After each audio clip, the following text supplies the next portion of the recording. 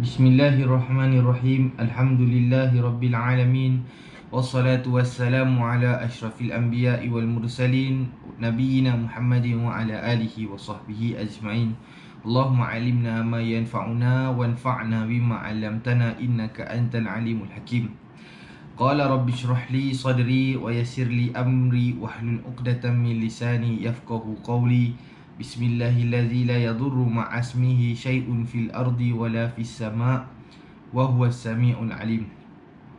Assalamualaikum warahmatullahi wabarakatuh. Para penonton yang dirahmati Allah sekalian, sukacita saya ingin menasihatkan diri saya dan juga para anda semua untuk sentiasa bertakwa kepada Allah Subhanahu wa taala dengan sebenar-benar takwaan. Dan alhamdulillah, kali ini adalah minggu ketiga kita berjumpa lagi secara alam maya, secara online. Dan saya harap apa sahaja yang telah saya kongsikan dan juga asatizah yang lain, berkat usaha mereka semua, diberkati oleh Allah SWT dan dapat dimanfaatkan oleh para penonton semua. Pada dua minggu yang lalu dan juga minggu lepas, kita ataupun dalam kitab Al-Azkar ni, saya mengongsi tentang memuji Allah Subhanahu wa taala. Dan apabila kita cakap memuji Allah Subhanahu wa taala ni, dia rasa macam kurang sempurna. Kerana apa? Bila kita dah puji Allah Subhanahu wa taala, selalu dia akan dikaitkan dengan apa lepas tu? Selawat ke atas Nabi Muhammad sallallahu alaihi wasallam. Dan apa saja, tak kira dalam doa ke, dalam majlis, pembukaan majlis ke, kita akan memulakan dengan pujian kepada Allah Subhanahu wa taala. Dan lepas tu kita berselawat ke atas Nabi Muhammad sallallahu alaihi wasallam. Allahumma salli wa sallim wa barik alaik. Antara contoh-contohnya adalah Allahumma salli wa sallim wa barik alaik. Allahumma salli ala Muhammad wa ala ali Muhammad. Ada lagi contoh, bila kita dengar, bila orang sebut nama Nabi SAW kan, kita sebut Muhammad, lepas tu kita ulang dengan solat, kita diikuti dengan kalimah sallallahu alaihi wasallam. Dan berbanyak cara yang diajarkan oleh Nabi sallallahu alaihi wasallam, yang Nabi ajar tentang selawat. Sebelum kita pergi lebih jauh, tuan-tuan, saya sebelum pergi lebih jauh lah, sekarang ni kita berada di dalam satu situasi yang mana sangat gentar dan sangat genting bagi kita semua di seluruh dunia. Saya dah ulang banyak kali, tapi saya nak cakap lagi. Sebab apa? Sebab kita masih lagi menerima berita-berita palsu.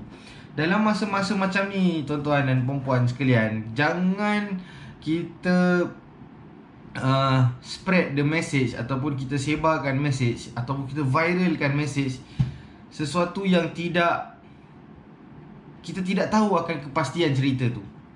Kenapa share ni? Oh, daripada mana sumber ni? Tak tahu, dapat daripada grup sebelah. Tak tahu, dapat daripada ni orang hantar kat saya hantar. Dia lebih teruk lagi, dia bukan menyelamatkan, malah mengeruhkan lagi keadaan. So, para penonton yang saya kasihi, saya nasihatkan supaya sebelum kongsi tu, sebelum kongsi kita pastikan bahawa sumber tu datang daripada sumber yang benar. Baru-baru ni ada orang hantar, oh di Spanyol ramai orang dah kena lah, apalah dan sebagainya. Rupanya video tu berlaku beberapa tahun yang lepas. So penting tahu, kita nak kena tahu tentang kesahihan, ataupun kita kena telitilah cerita tu sebelum kita kongsi. Jangan madang kongsi je. Orang meninggal sakit lain, cakap semua pasal COVID. Na'udzubillah min zalik. Oh ni kat sini ni, oh ni mesti COVID. Oh ni kat sini ni, kluster ni kena COVID. Jangan. Kita ni dalam masa yang sangat bahaya ni, dalam keadaan yang macam sekarang ni, jangan spread message-message yang tidak kita tahu dari mana asal usulnya. Kita kena tahu, kita boleh sampaikan kecuali daripada sumber yang benar. Kalau dia daripada government, mesti kena website dia mesti daripada government sector. Dia sama juga dengan bila kita sebut nama Nabi SAW dan apa sahaja yang kita nak sampaikan, yang kita kata ianya datang daripada Nabi SAW, kita kena tahu kesahihan ataupun dari mana sumber kita dapat hadis ni. Para sahabat radhiyallahu anhum, mereka ni terkenal dengan sifat jujur. Mereka tidak pernah menipu, dan sebab itulah Nabi SAW sayangkan sahabat. Dan kita perlu tahu juga Nabi SAW memberi satu ancaman yang sangat pedih bagi umat dia, iaitu kita lah umat Nabi Muhammad SAW. Nabi cakap apa? Barang siapa yang menipu ke atas aku, maka dia telah menempah suatu tempat maq'ad minan nar, kan. Maq'ad ni tempat duduk di dalam api neraka. Macam mana kita nak tipu Nabi, tuan-tuan? Kita tak jumpa Nabi pun, kan? Macam mana kita nak jumpa Nabi? Kita tipu Nabi dengan menghantar mesej-mesej yang bukan datang daripada Nabi SAW. Kita kata, oh ini hadis Nabi, ini daripada Nabi, mesti betul, kan? Kita menyebarkan hadis-hadis palsu, tuan-tuan. Jangan, kita berhati-hati dalam menyebarkan nama hadis. Kita cakap kita cintakan Nabi SAW. So antara bukti kita cintakan Nabi SAW adalah dengan menjaga nama baik dia. Sebalik daripada kita beramal dengan amalan yang diajarkan oleh Nabi SAW, kita kena jaga nama baik Rasulullah SAW. Macam mana nak jaga nama baik Rasulullah SAW? Kita kena sebarkan hadis-hadis sahih, bukan hadis-hadis palsu. Kalau kita sebarkan hadis-hadis palsu, kita sebenarnya macam, okay, saya bagi contoh lah. Kita semua sayang Nabi SAW, ataupun kita ada sayang satu orang, dan kita cuma nak tahu info pasal dia tu semua hanya info yang hak saja. Kalau info tu tidak sama, betul lah, samar-samar, kita pun akan rasa janggal, kan? Macam, betul ke ni daripada Nabi SAW ni? Kita sepatutnya, betul ke ni daripada orang yang ni? Betul tak betul ni, dia ni menipu ni. Macam itu juga, tuan-tuan. Bila kita sayangkan Nabi SAW, dia lebih ketat lagi tu. Maknanya kita, betul ke ini daripada Nabi SAW? Asal bunyi dia pelik ni. Kalau dia bunyi pelik ni, kena cek lagi. Macam mana nak cek? Kena cek dengan pakar. Dan kita tak semua benda kita tahu, tuan-tuan. Kalau pakar buat kopi, dia pandai buat kopi. Sekarang kopi dalgona, dalgona coffee, kan. Macam-macam cara orang buat. Kita buka ahli kopi, kita ikut lah. Kalau kita nak minum, kita minum. So kalau technician, ustaz tak boleh jawab soalan pasal wiring. So kita kena tanya pada ahli dia. Kalau kita nak belajar hadis, kena belajar dengan ahli hadis. Dan alhamdulillah, saya ada ramai teman-teman yang hebat hafalan dia, yang bagus dalam bidang hadis. Boleh rujuk kepada mereka, ya. So kenapa kita selawat ke atas Nabi Muhammad SAW? Sebab kita cintakan Nabi. Kalau kita cintakan Nabi SAW, kita kena jaga nama baik Rasulullah SAW daripada tercemar. Macam mana orang cemarkan nama Nabi SAW? Dengan melakukan hadis-hadis palsu. Okey, kita masuk terus dalam kitab yang disyarahkan oleh yang ditulis oleh Imam An-Nawawi rahimahullah. Kita masih lagi dalam, kalau nak belajar kitab ni, nak tahu apa saya cakap ni, adalah kitab Al-Azkar. Sekarang ni kita dalam ke surat 196, kitab selawat kepada Rasulullah sallallahu alaihi wasallam. Penulis berkata, Allah Subhanahu wa taala berfirman, innallaha wa malaikatahu yusalluna 'alan nabi ya ayyuhallazina amanu sallu 'alaihi wa sallimu taslima. Sesungguhnya Allah dan para malaikatnya berselawat untuk Nabi. Wahai orang-orang yang beriman, berselawatlah untuk Nabi SAW dan ucapkanlah salam penghormatan kepadanya. Dalam ayat ini, Allah nak bagi tahu dekat kita, apa dia? Yang hanya orang beriman saja yang berselawat ke atas Nabi. Wahai orang-orang yang beriman, ya ayyuhallazina amanu sallu alaihi. Selawatlah ke atas Nabi dan kau beri salamlah kepada dia dengan ucapan yang paling baik. Salam penghormatan kepadanya. Bukti kita orang beriman, pertama, kita percaya kepada Allah SWT dan juga Nabi Muhammad SAW. Dan untuk membuktikan kita cinta kepada Rasul SAW, kita patutlah ataupun digalakkan untuk sentiasa untuk memperbanyakkan selawat ke atas Nabi SAW. Dan tadi saya dah cakap dah, antara ucapan-ucapan selawat yang paling mudah adalah Allahumma salli ala Muhammad wa ala ali Muhammad. Pernah seorang sahabat bertanya kepada Rasulullah SAW tentang selawat yang paling baik yang boleh kita amalkan.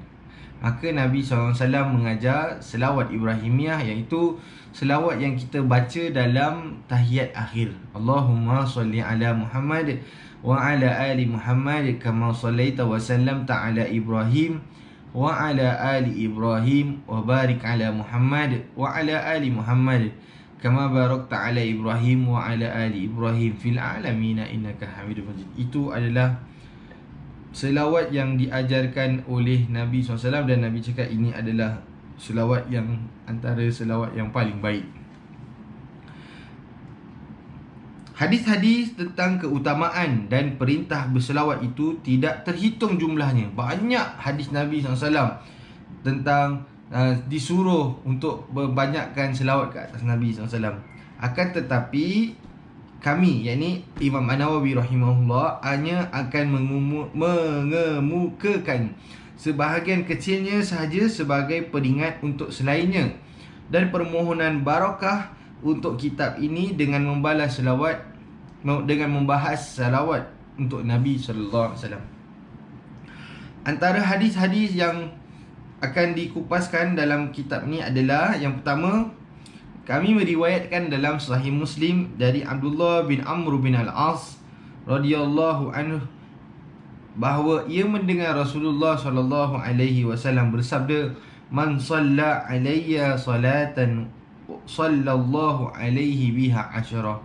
Barang siapa yang berselawat ke atasku satu kali, nescaya Allah bagi ataupun Allah akan menggandakan ataupun Allah akan memberi ganjaran untuknya seolah-olah dia telah berselawat sebanyak 10 kali. Soalan saya, sudahkah kita berselawat ke atas Nabi Muhammad SAW pada pagi ni? Kita dah selawat belum ke atas Nabi SAW? Saya harap kita dah selawat dengan sebanyak-banyaknya, ya. Dan hadis yang kedua, kami meriwayatkan dalam Sahih Muslim dari Abu Hurairah radhiyallahu anhu bahawa Rasulullah sallallahu alaihi wasallam bersabda, "Man shalla alayya wahidatan sallallahu alaihi asharan." Barang siapa yang selawat untukku satu kali, nescaya Allah akan selawat untuknya 10 kali. Kami meriwayatkan dalam kitab At-Tirmizi dari Abdullah ibnu Mas'ud radhiyallahu anhu bahawa Rasulullah SAW bersabda, "Aulan nasi bi yaumal qiyamati aktsaruhum ala salatin." Orang yang paling dekat denganku pada hari kiamat adalah orang yang paling banyak berselawat untukku. Kenapa kita nak selawat ke atas Nabi Muhammad, tuan-tuan? Sebab, dan juga perempuan, kerana kita nak dekat dengan Nabi SAW pada hari kiamat. Kita nak berdamping dengan Rasulullah SAW pada hari kiamat supaya kita mendapat syafaat Rasulullah SAW, dan juga kita di antara orang-orang yang golongan yang pertama yang masuk syurga Allah Subhanahu wa taala. Imam At-Tirmizi mengatakan hadis tersebut sahih. Imam At-Tirmizi berkata dalam tema ini diriwayatkan hadis daripada Abdurrahman bin Auf, Amir bin Rabi'ah, Ammar Abu Talha,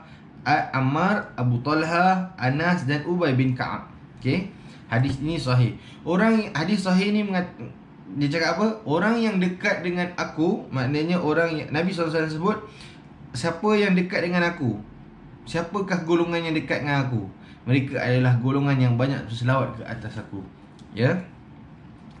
Kami meriwayatkan dalam Sunan Abu Dawud dan Sunan Nasa'i dan Sunan Ibnu Majah dengan sanad sahih dari Aus bin Aus radhiyallahu anhu, ia berkata Rasulullah SAW bersabda, "Inna min afdali ayyamikum yawmal jumu'ah fa'akthiru alayya minas salati fihi fa inna salatakum ma'rudatun alayya. Sesungguhnya di antara hari yang paling baik adalah hari Jumaat. Perbanyaklah selawat untukku di hari itu, kerana sungguh selawat kalian ditujukan kepadaku. Para penonton yang saya kasihi, hampir sebulan masjid-masjid di Singapura menutup ataupun meniadakan, tidak adakan solat Jumaat.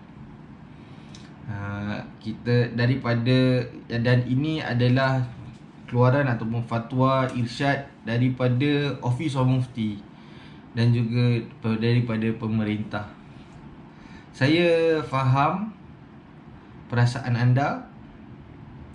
Saya juga merasakan kesedihan yang sama. Nak dekat 1 bulan kita tidak mendirikan solat Jumaat. Namun masih lagi kita boleh buat amal soleh pada hari Jumaat, supaya kita masih lagi mendapat ganjaran-ganjaran ataupun pahala-pahala yang diajarkan oleh Nabi SAW pada hari Jumaat. Antaranya adalah memperbanyakkan selawat ke atas Nabi Muhammad sallallahu alaihi wasallam pada hari Jumaat. Berdasarkan hadis ini. Sambungan hadis, mereka bertanya, "Wahai Rasulullah, bagaimana selawat kami ditunjukkan kepada kamu sedang jasad anda telah hancur?" Sahabat tanya kepada Rasulullah, "Ya Rasulullah, macam mana nanti kalau kau dah wafat, macam mana selawat kami ni ditunjukkan kepada kau? Kau dah tak ada, macam mana nanti kita nak selawat nak tunjukkan kepada kau?" Rawi berkata, maksudnya jasad anda telah rosak. Beliau bersabda, "Fa innallaha harrama 'alal ardi ajsadal anbiya." Sungguh Allah mengharamkan binatang ataupun bumi memakan jasad para anbiya. So walaupun Rasulullah SAW tu telah wafat, berdasarkan hadis sahih ini, sebenarnya jasad dia tu tidak dimakan bumi. Itu bukan jadi satu tanda tanya. Yang jadi persoalan dia adalah, adakah kita melakukan ataupun adakah kita telah bersalawat ke atas Nabi SAW? Satu hari berapa kali kita dah selawat ke atas Nabi SAW? Jangan kita dengan Allah SWT, jangan kita berhitung dengan Nabi SAW. Aku dah selawat 5 kali, ya cukup lah. Kira cukup lah, aku dah selawat ke atas Nabi. Kita jangan buat macam tu. Sebab apa para penonton? Permintaan kita kepada Allah SWT sangat besar. Sihat, harta, syurga. Ni semua bukan benda kecil. Dan ia semuanya memerlukan kepada sacrifices, pengorbanan. Kalau tak ada pengorbanan, macam mana nak dapat pahala dan ganjaran tu? Ya. Okey. Kata aramta ditulis dalam ra berfathah, mim bersukun dan tak berfathah tanpa tasdid. Imam Khattabi mengatakan, rahimahullah, mengatakan bahawa aslinya adalah armamta, lantas mereka menghilangkan satu huruf mim. Oh, ni tentang bahasa. Okey. Ni mengucapkan So kita masuk next. Sedang ulama lain mengatakan bahawa, okay, kita masuk hadis lagi satu, hadis yang terakhir. Kami meriwayatkan dalam Sunan Abu Daud di akhir Kitabul Hajj, dalam bab ziaratul kubur, dengan sanad sahih daripada Abu Hurairah radhiyallahu anhu. Ia berkata, Rasulullah SAW bersabda, "La taj'alu qabri 'idan wa sallu alayya fa inna salatakum tablughuni haitsu kuntum." Jangan jadikan kuburku sebagai tempat perayaan, namun berselawatlah untukku. Sungguh selawat kalian sampai kepadaku di mana pun kalian berada. Hadis ni sahih riwayat Abu Daud. Maksud Nabi SAW, jangan jadikan kubur aku itu satu perayaan. Dia macam gini, bila kita, kalau tuan-tuan dan puan-puan semua, insya-Allah satu hari Mekah dibuka semula, Madinah, visa umrah dan haji dibuka, kan kita akan pergi ke Mekah dan Madinah. Mekah ni kalau kebiasaannya para jemaah nak sangat berpusu-pusu nak cium Hajarul Aswad.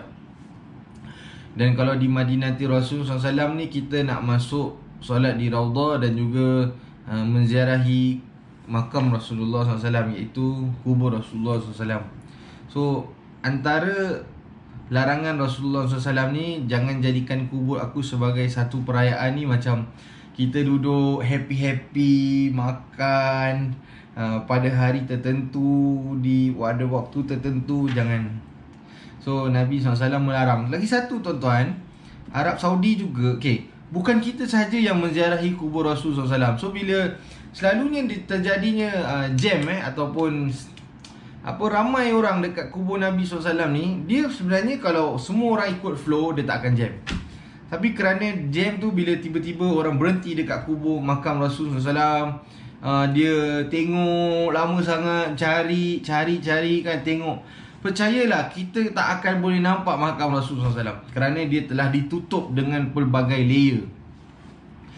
So jangan jadikan kubur Nabi SAW, la taj'alu qabri idan, jangan jadikan kubur aku sebagai satu perayaan. Perayaan ni apa? Kita macam happy-happy makan kan, bawa air Pepsi ke, bawa nasi mandi ke, makan dekat kubur Nabi SAW. Janganlah macam itu. So Nabi larang.